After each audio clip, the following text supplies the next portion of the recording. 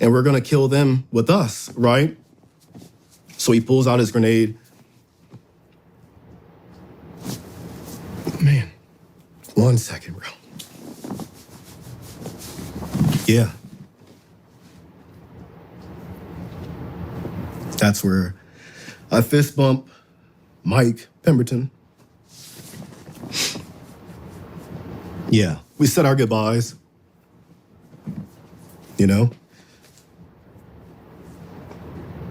1 second. It's okay, man. Like I said, this is the worst one, so I'm good after this one. And I haven't talked about it in a while, so I think that is different. But yeah, say our goodbyes. I fist pound Mike Pemberton, and I'm like, dude, tell my wife I was not a bitch.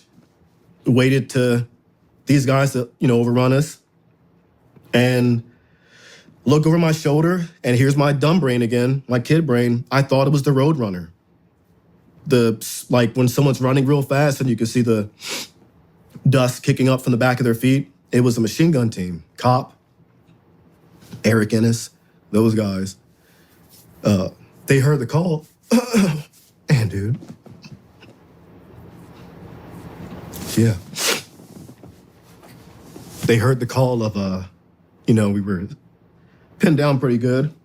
And they came in and extracted us. And as we pick up to move out, I see some guy pop out from the backside of this little house. And I put my rifle over Pemberton's shoulder. We're both facing that direction. I use his shoulder as a brace because we're standing. And I, shot this guy as he poked out from behind the house, and like a walking firefight. And I made the dumbest call of my life, man, of skirting the tree line. Yeah. Should have went in it and skirted the tree line, probably tired.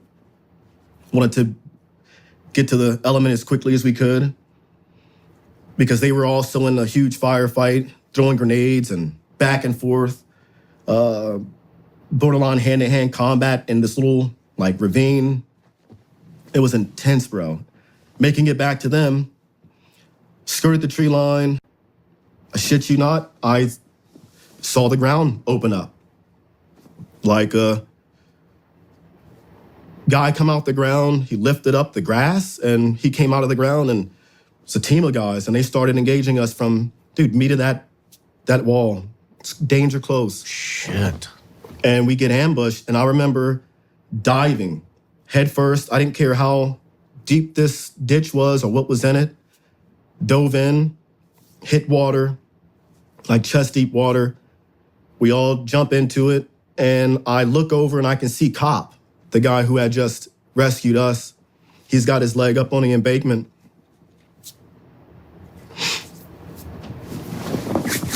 Yeah. Laying down a cover fire. I'm going back up to engage, and I hear this weird slap, and I heard Cop scream. And I look, and I see like a water hose, dumb brain again, pumping red water, like squirting into the field. Like, what is that? Then I see him fall, and he's screaming, bro, screaming, cussing and screaming. And his femoral artery was hit, snapped up into his body, and he took 2 rounds to it. And I remember the ravine, the water we were in, like turning different color, dark brown, and it tasted like pennies. And look at a commander, the lead, who's with us, and by this point he's next to me, so I grab him, I pull him in close to I could talk to him in his ear, screaming, but we have to go now. We're screwed in this little ravine, and screwed. And as I'm talking to him, I feel a splash of warm water slap my face, and then he just got weightless. And I don't know what I thought. I just thought he just sat down really fast. And he goes down, I wipe the water off my face, and it wasn't water, it was his blood. And I see this right above his body armor, this gaping hamburger meat hanging out of his chest. I go back up against the embankment, Pemberton comes over and he just puts his hand inside the wound. And I remember him like screaming. Yeah. And I went black, bro. It's the only time in combat where I like blacked out for a second. I'm staring in his eyes and watching his chest open up and Pemberton's hand in it and him screaming, and cop had stopped screaming at this point and our medic is working on him. Badass medic, Melvin. His kit bag is floating in the water and he's doing like surgery, bro. You know? Shit. Put on 2 tourniquets, bleeding wouldn't stop. He's packing it, trying to, get it to stop.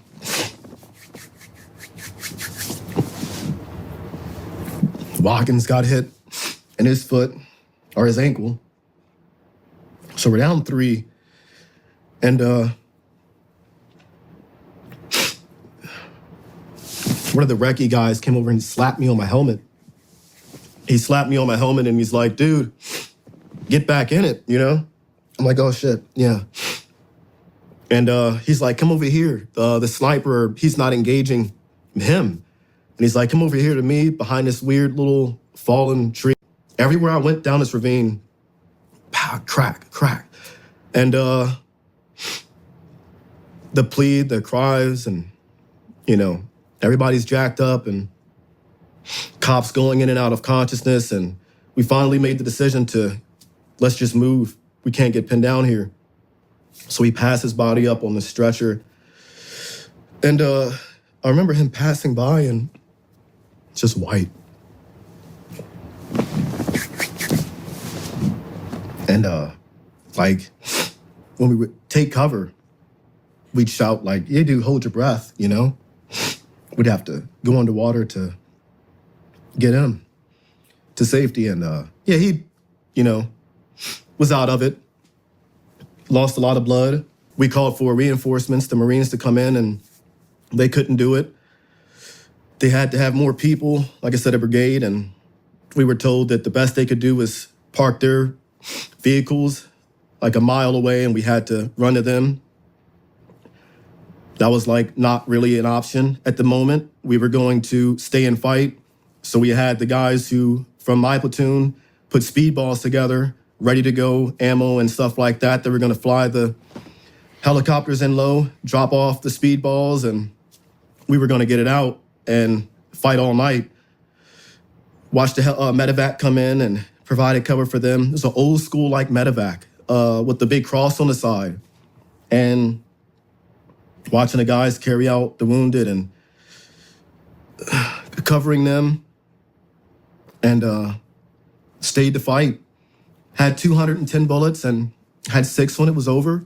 That was the initial call, was to remain overnight. Luckily, that wasn't the case. And as we were running low on ammo, I'll never forget the call. My first sergeant was like, if you got a bayonet, if you got a knife, get ready. We're going hand to hand if, these guys are gonna overrun this compound. So in my mind, I'm like, you know what? I'm going to smoke a guy, get his AK, and fight with that. And if we go hand to hand, hey, Hodge is pretty small. We're good. So luckily that did not happen. We did make the decision to run out. Everybody was like timid, not timid. It was a rough day. Like hour 8, 9 at this point.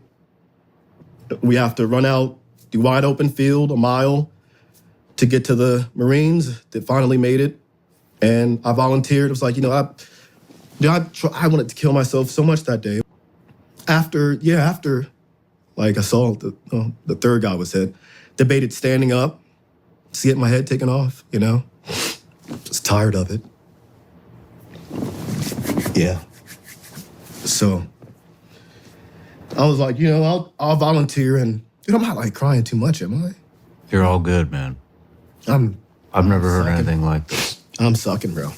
But so yeah, I volunteered to lead us out. I had like 6 bullets left. And I told Pemberton, I was like, you take up the rear for the assault team, make sure we're good, and I'll get the front. We're just gonna book it. I don't have time to shoot, So we just start running when they open up the big blue doors, the gates.